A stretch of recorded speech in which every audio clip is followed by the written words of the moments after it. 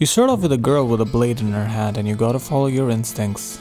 Reach level 2. Once I did, I got a point into claw mastery and I had reached level 3 before I even hit cold plains. Now a couple of questions you may ask is why and how? Well, the how of it is because of the higher players game that I joined right at the beginning of this character, and the why of it becomes apparent when we look at this girl's skill tree. All 3 skills that I want to be using are unlocked at level 6 and thus I want to get there as fast as possible. Till then, life is hard. I took the kick finisher at level 3 and I put the point into dex, since instead of going in on any skills till level 6, we'll be going full melee, and we all know what that's like in this video game. Still, it is worth it in the end. I got some good items in the form of some amulets which I could sell for gold, which allowed me to get some mana and javelins for the beginning. Throw damage is pretty good, especially with more points in dex, and the kick attack actually does surprisingly good damage this early on, even with next to nothing gear. Like I said though, nothing glamorous. For the glamour, we gotta get to the next clip where I reached level 6 and got a point into Fists of Fire, Dragon Claw, and Burst of Speed. A Burst of Speed is self-explanatory, it gives you faster runwalk and IAS. Fist of Fire on the other hand is a charge up skill where you hit monsters to increase these red balls around you, and you use Dragon Claw to release those charges in the form of a nice fiery explosion. This is what we've been working towards, boys. Fire damage being pretty busted in normal helps, and with this skill, those higher level player monsters don't seem so dangerous anymore. Thus it behooves us to do anything but to take more Fists of Fire points to increase that damage. Another obvious upgrade is dual wielding claws. That is because you end up doing this double attack with 2 claws, which gives you 2 charges with just 1 attack, and you also need 2 charges for Dragon Claw to release the more powerful Fists of Fire. Thus I leveled in the tower with this build, cannonballing myself into dangerous packs but knowing that I will come out victorious past the fireworks. That goes on till level 12, where you can see I was putting points into dex and vitality and rotation to ensure that I have attack rating to gain charges for my Fists of Fire and also vitality, since I was fighting all monsters at close range at high players difficulty. That includes the Countess. Now it is a well-known fact that to get the best quest drops from this girl you gotta kill her at players 1, but I sacrificed the rune chance for some levels. I could afford to do that since all I really needed from her were Tal Et for the obligatory stealth and some Ral runes as some insurance fire res later on. Now by the time that I was done with all that, I had reached level 14 and put a point into Tiger Strike. Now my main source of damage was still Fists of Fire's explosions, but Tiger Strike I got to check out Cobra Strike at level 15, but it didn't really pan out quite yet. That is because all it does is add life leech, which works based on the physical damage that you deal to the monster, and to reiterate, my damage is fire based, not physical. It does wham wham wham. Better off just smoking things with your fire damage. Speaking of things that are smoking, always nice to see you, my love. See, this is proof that she loves me back, because if she didn't, why would she drop me this gold dagger? I can't really use it because daggers are decidedly not a claw, but my point still stands. Now while you're putting points into fire damage and the damage number is going up and you're all happy, it is easy to forget that you're still playing what is essentially a melee build. Well, Diablo 2 won't take long to remind you. Melee gets punished hard in this game, mainly due to the fact that you have to face tank monsters. A trapsin feels so great, not only because she does loads of fire damage, this girl does that too, but because she can lay the traps and be gone before monsters can get close enough to even damage her. Here your 200 odd HP is put to its full test and may shake your image of the assassin as a tanky character. Don't worry though, for there are things that you can do to help you get through some of these tough times, like gear pieces with chance to cast Frost Nova. I've said this before too, that these are a godsend for melee builds, giving you brief windows to build charges and dispatch enemies while they're frozen and immobilized. Now by the time I reached Duriel, I had comfortably reached level 21. That meant that by now I had unlocked the ability to put points into Claws of Thunder, which would give me lightning damage as well on my release if I so choose. Now I didn't choose that because I believe going all into fire for normal would be good, since going into multiple elements at the same time often leaves you a master of none and jacking off to 2 trades. I think that's how the saying goes. Anyways, the Duriel fight. It is business as usual against the Coldbug TBH. Now, yes, he does slow you down with his Holy Freeze, but the fire damage is still pretty good against him. His damage is something you will feel as well, the whole melee thing again, so drinking thawings and making a couple visits to town is warranted, but it is nothing to sweat too much at. Well, who knew? Duriel has a crush on me too. Gorefoot. Nice. Now flares is a tough place for any melee character, and our girl on fire is no different. There are too many in number, and by the time you convince your attack rating to gain charges, you'll already be dead. There are a few things that you can do to make this better. Use the Ral rune from earlier. This will definitely help against the shamans and their inferno. Also just level at the tombs of Act 2 at higher players and play this act at players 1. These tips may sound obvious, but overestimating your build can be really easy, especially one with this much potential. But to harness that potential, it is important to play smart through the tough portion of the game. And the potential is there in droves. Just look at how this girl handles Trav, a place that is supposed to be difficult for fire damage dealing characters. The same is true for Mephisto as well. Now we're not quite clear of the woods quite yet, yeah. Act 4 is up next. That being said, I was still able to clear that entire pack after a breather in town. Even this dude who was cold enchanted and was causing most of the trouble. Now one thing I was really confused about till this point was her performance against single targets. Sometimes she would do great and not so during other times. You see, the charges from Fist of Fire occur in 3 stages, and each stage adds a new element to the attack. The first stage only gives me fire damage to the attack. The second stage adds the fiery explosion, and the third charge adds a firewall. It is this firewall that does really well against single targets, and I'm pretty sure I still haven't realized this as I finished off Izzy and used his quest points to get Claws of Thunder and Blades of Ice to prepare for Phoenix Strike at level 30. For now though, Chaos was going swimmingly.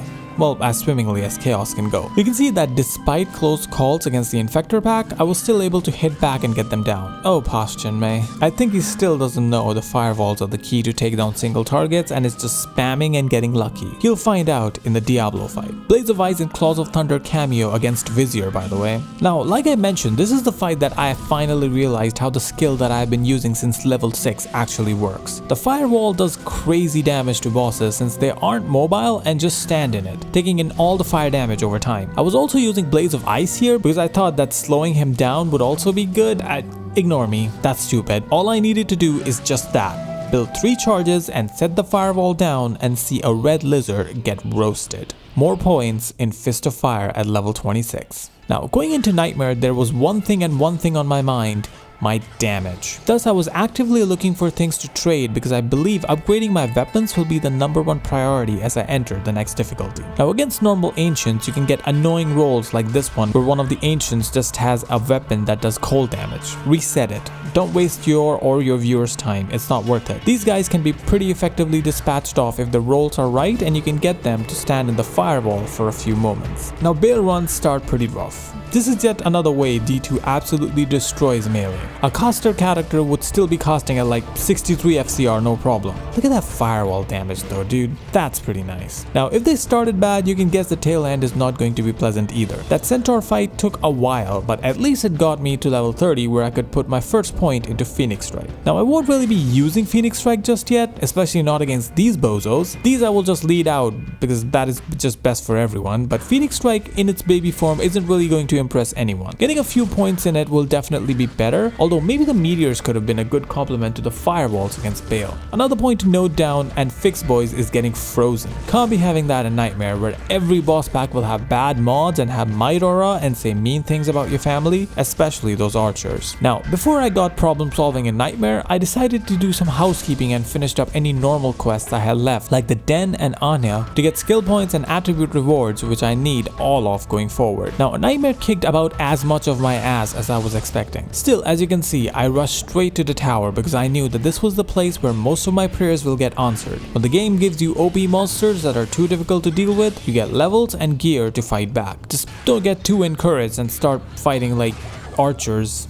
Or maybe do. You never know what random boss pack will give you your GG drop, like this unique merc weapon, the Kelpie Snare. That'll help our survivability issues a little bit. This also woke me up a bit because I did something I should have done all the way back in Act 1 normal, and that was sell my Gull Dagger. In return, I got the forbidden fruit that is the perfect amethyst, which I was immediately able to flip again for Bartok's Cutthroat. Now that is an upgrade I am very much on board with. Check out this beautiful drop from Nightmare Countess as well. A flawless Amy, runes for lore, and what's this? Saigon's boots with faster run walk and huge cold res? Sometimes things work work out. Now let's just hope that this is what the rest of Nightmare looks like as well, and I have a good feeling with Bartox forming my front line of offense. I switched off from dual claws because I think that this gives me all I really need. +3 skills, FHR, bonus AR, lifesteal, stats, and even some pretty decent base damage. Thus instead I could go for Rhyme. Well, I had to go for Rhyme because cold damage is everywhere in Nightmare. Even if the monster is not cold enchanted, a lot of them just have implicit cold damage, and thus this shield is a great fix for that, especially helping me by giving me 25 all res as well. The helmet is lore, skills, which is huge, and lightning res as well, very effective. This amulet is pretty effective in that department as well, with all res and some baller poison res, which is further augmented by stealth, which is unchanged. I would like to change it.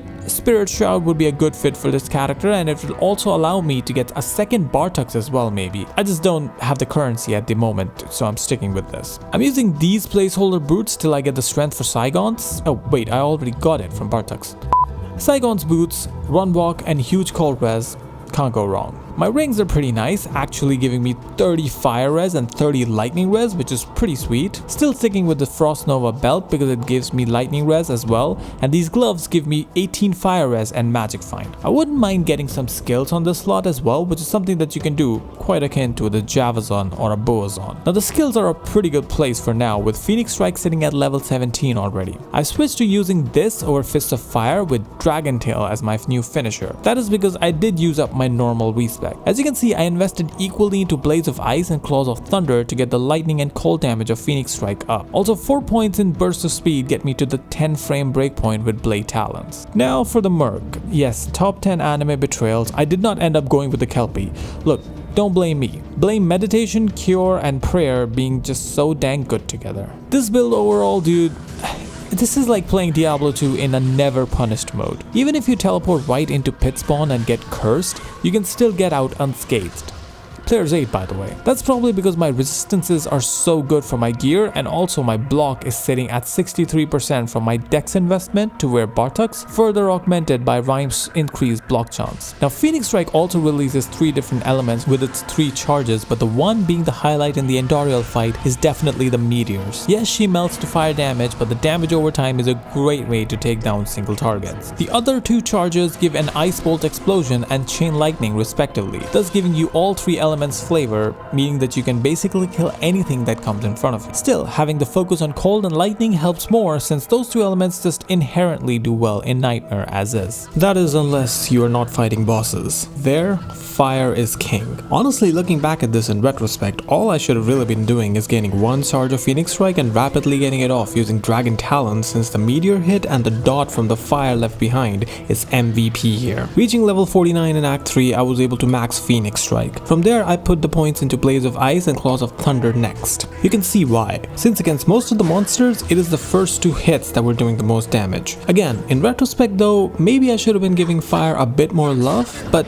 it still worked out. On the way to Trav, I also found Saigon's belt. Now this was a pretty nice upgrade from my current setup, since it gave me 4 potion rows, life, fire res, and also the set bonus on boots of 50 AR and 10% lifesteal, which is not Trump change. That attack rating is something that I really needed when building up charges against guys like Mephisto. Once I build those charges, the release hit always lands, quite akin to a spell. Thus, quite often when you'll see me losing HP is when building charges. I also used lower res against him in this fight, making Mephi lose life even faster from the residual fire spread on the ground. Now Act 4 is the perfect argument for building the character in the way that I have. There are a plethora of fire resistance and immunes here, and cold and lightning damage feels so dang nice against these that it is hard not to lean more into it. Thus, as long as I have the Skinergy skill points left over, I can simply keep pumping them, watch the number go higher, and sustain for the skill will keep going. It's a beautiful system. Of course, against bosses we turn to the neglected element as it hard carries here. Honestly, it is kind of a blessing in disguise that our attack rating against these guys is not that good, since most of the releases that I'm getting here are meteor, which are the releases that I really want. I just didn't know that in the moment. While the attack rating lagging behind is all fun and games while it is happening to bosses in a controlled environment, but it is going to become a real problem when I cannot hit the average Fallen with my charge up skill and all his buddies will be beating the shit out of me, and this has already started to happen, looking at this Act 5. Thus, going into the next act, there will be one thing and one thing on my mind: how to fix that AR. Sure, damage and res are also important, but those seem to be doing better than my problem of missing attacks right now. Something like Raven Frost would be a really good solution for this. Also potentially freeing me of Rhyme, a slot which I can use to upgrade the other two stats that I alluded to. Hey Bale, how about you drop it for me and make things easy? No, a set ring. Angelics? Well, you know, something to think about, I guess. Thus, I got trading all the junk in my stash and making my way to the Countess Tower to get some more junk to trade. On the way, I actually found these 220 gauntlets for the boson, which I set up to ask for offers, but I didn't even get offered a PME for it. I guess people are just not playing fun builds anymore? Alas, back to farming the Countess herself then. Maybe she can drop me the mal that I really needed to buy the Raven, but she was busy cosplaying as normal Countess. So that's fun. Also, I started collecting these for you know why. Now, one of the great things about playing online trade league is that I don't have to play for specific items. That is because, say I get a bit of a break with the Countess by finally getting a somewhat valuable mid-rune, even if it is trash to me, it would be worth it to someone else. And it goes both ways. This Lem unlocks a huge upgrade for me, something that will be great for the rest of the Countess runs and beyond. Just don't teleport into a pack of Might Aura archers. Yeah, you probably didn't need to be told that. What you should do though is unleash the full power of the perfect amethyst. How else are you going to turn core runes into a mal? Thus, always be on the hunt for gem shrines and have a flawless in your inventory, because these little puppies make dreams come true. Thus, with that, the build has taken its final shape, with Bartux in the primary weapon slot because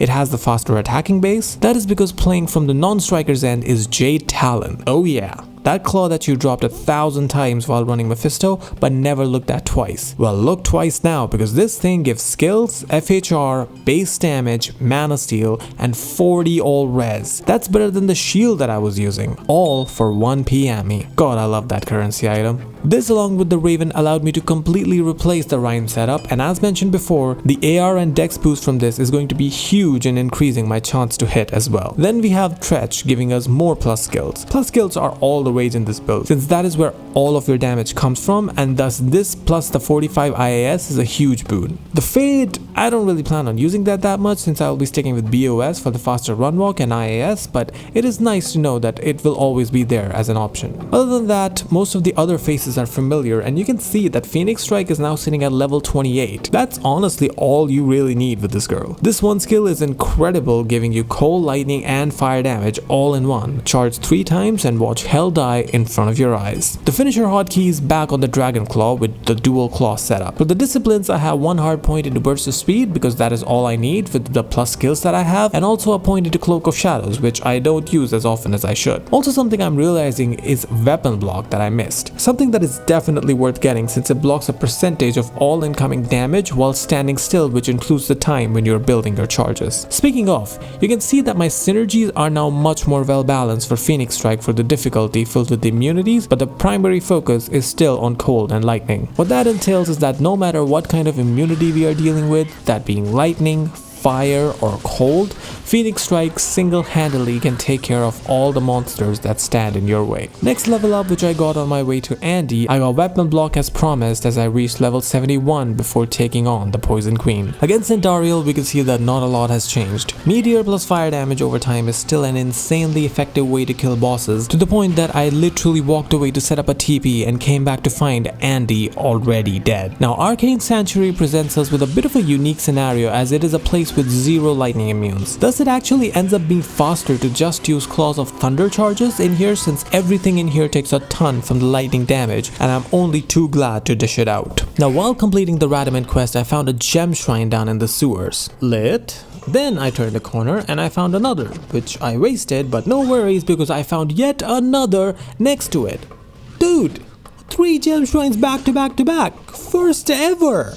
That's it. I mean, you have to like and subscribe this video now, otherwise you will not get any gem shrines in your games for like 100 years. I'm pretty sure that's what the official rules are. Now, after all that luck and praise, you might be surprised to hear that I kinda got stonewalled in Tal Rasho's tomb. The damage intake versus outgive was not really in my favor at all in this place, and what could be the reason behind this sudden shift? Well, what else but our old friend, attack rating. If you're out there missing 40% of your shots and you have 50 skeletons on you hitting 90% of the time, with curse and auras and mana burn and enchants, yeah, it adds up really quickly. Melee is good in this game. Now, I was able to get through it by playing really slow and smart, and then it was Duriel and the meteors doing what meteors do. However, this experience has kinda left a sour taste in my mouth. After all this, getting all the plus skills, the res and all the supports, I'm still getting screwed just because the nature of my build is focused on the unfair mechanic of chance to hit. Now, one of the good things that I took from Act 2 was the habit of using Blades of Ice against lightning immunes and Claws of Thunder against cold immunes, because monsters in the flare come in those two exact flavors,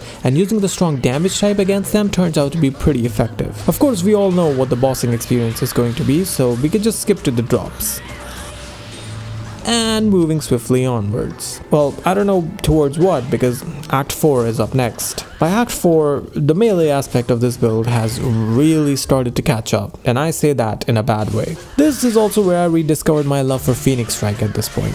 Turns out just spamming all types of damage all the time is just better than actually planning and using the correct type of damage. Using that and the strat of killing absolutely every single monster along the way, I was able to clear the forge, and for my troubles, got an rune. Damn, I was really hoping for that goal.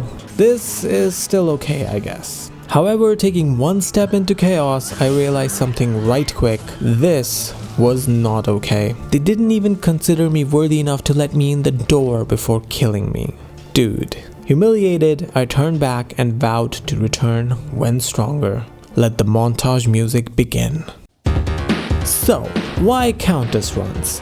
Well, you get Wispy Boys along the way, which have elevated rune drop odds. You get a guaranteed weapon and armor stand on the top floor, which is good for bases, and at the end, you get to kill the Countess for some guaranteed runes, which can be mid runes or even keys of terror, which can be used for trades. Other than that, there are always boss packs that you will run into while finding the next level, and they can drop good stuff like Goblin Toes. Good find. Another good find is a crystal sword, especially one with 5 open sockets.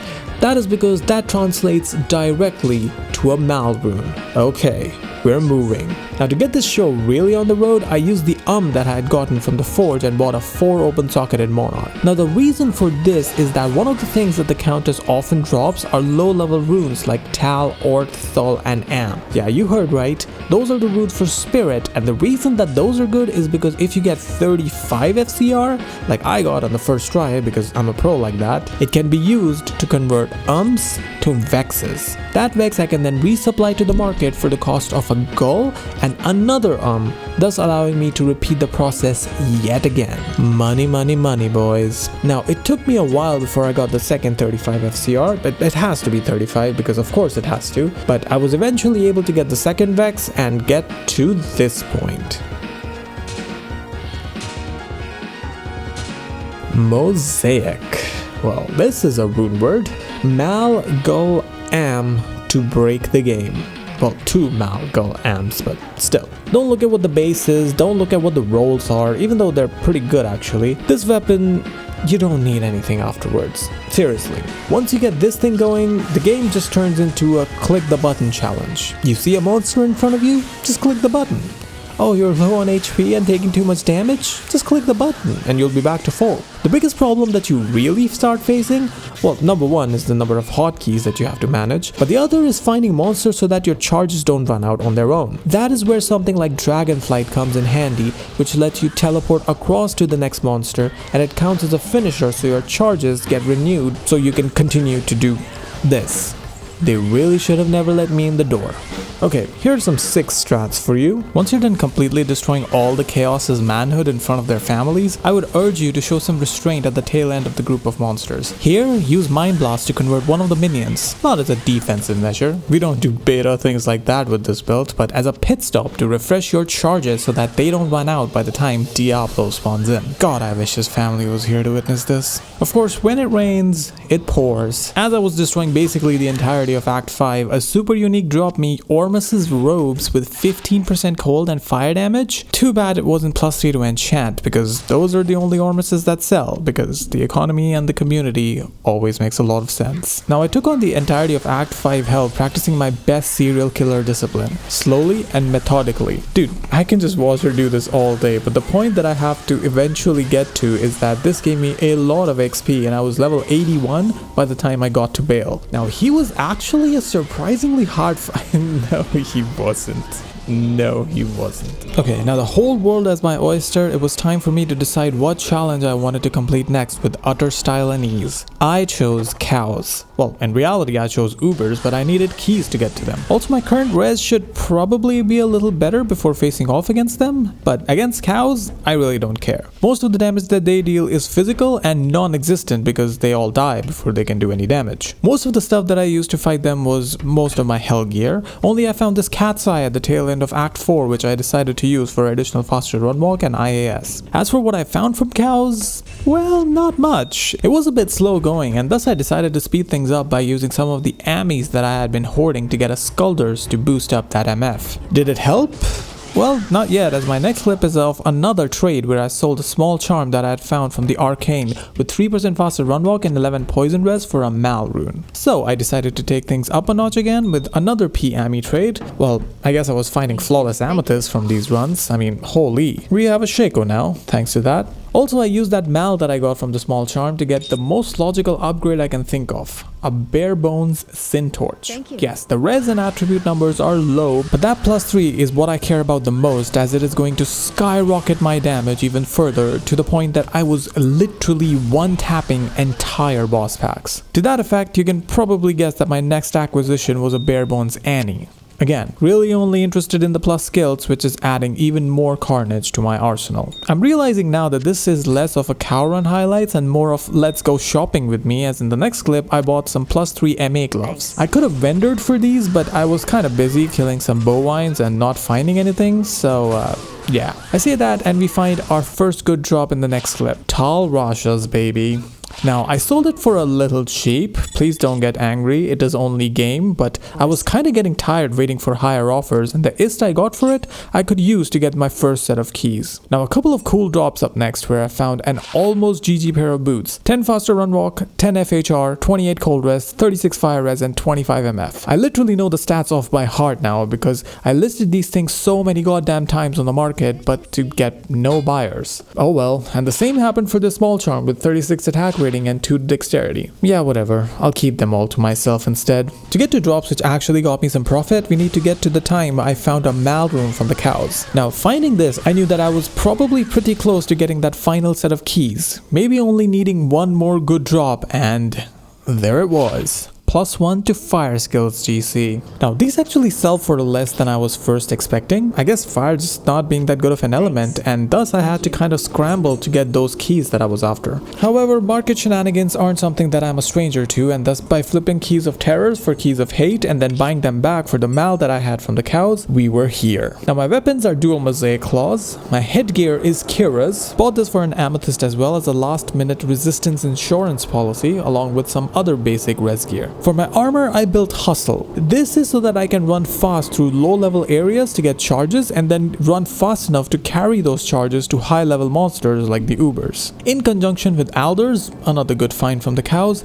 and using burst of speed intermittently, I don't think that would be much of a challenge. For the ring, I have a Raven. For the belt, I found a T-Gods from the cows for the max lightning res and also lightning absorb against Mephisto. Left ring is more res for Diablo and Lilith. The skills are what you might expect, only with the addition of Fade to my hotkeys. Even without it, you can see that Kira's does wonders for my resistances, and with Fade, I am as overstacked as overstacked can get. Thus, let's get started. Now, what you want to do in terms of charges is get 1 for Phoenix Strike and max for all except for Fists of Fire. If that skill happens to be above level 34, that prevents you from actually leeching life. Learned that the hard way. Now the reason you want only 1 charge of Phoenix Strike is because it will allow you to release meteors with every hit, and I think it bears no repeating how good the meteors are against single targets. However, in my caution of trying not to get more than 1 charge of it, I think I ended up with none of Phoenix Strike, and I still took Uber Duriel down. I think the term foolproof was literally formed with this build in mind. However, let's cut the BS and actually show you what this build is supposed to do against Lilith with the correct amount of charges and Dragon Talon as the finisher. And do I need to even say anything? Honestly, if you think that this is crazy, then I gotta inform you that we haven't even scratched the surface of the letter C yet. In the Furnace of Pain while fighting some pit lords, my game crashed. Yeah, apparently these guys immune to everything took so long to kill that the game managed to spawn in enough meteors to kill itself before I could do it to these guys. You can only imagine what Izzy is going through right now.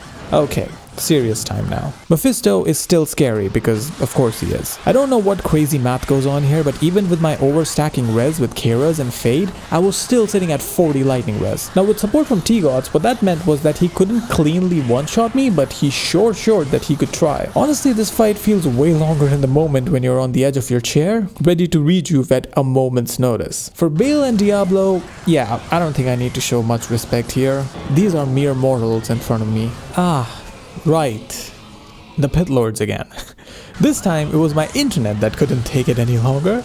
This build is literally insane. My computer, the internet, the poor freaking monsters. Is literally anything safe at this point? You gotta really ask, what could make this better than it already is at this point? Well, just casually found the best thing I have ever found in this game. Paladin start to the next season confirmed? Or maybe this season still has something left to give. Yours truly, with love.